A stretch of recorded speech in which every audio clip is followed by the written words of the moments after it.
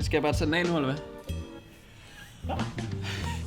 I Martin Sport er vi stolte af at kunne kalde os selv for Garmin-eksperter, og vi kan råde og vejlede dig i, om du skal have alt fra et Forerunner-ur op til Epix-urene. Hvis du skal have de første løbeur, så kan vi varmt anbefale et Garmin 265. Vil du have lidt længere batterilevetid, og vil du have lidt flere funktioner, så gå med et 965. Vil du have et lidt mere hverdagsagtigt, lidt mere robust ur, så kan du gå med et Fenix-ur eller et Epix-ur. Den helt store forskel her er, at du får et AMOLED-skærm på dit Epix-ur, det gør du ikke på Fenix.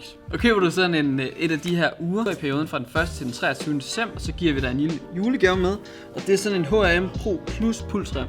Og den skal selvfølgelig sidde direkte på huden. Det er skidesmart, fordi du vil få meget mere præcis pulsdata. Du vil få mulighed for at måle din puls, hvis du tager uret uden på jakken, nu når det begynder at blive koldt, og du vil også kunne træne uafhængigt af dit ur, hvis du for eksempel løber på løbebånd. Og hvis du har nogle spørgsmål, så kig forbi Martin Sport.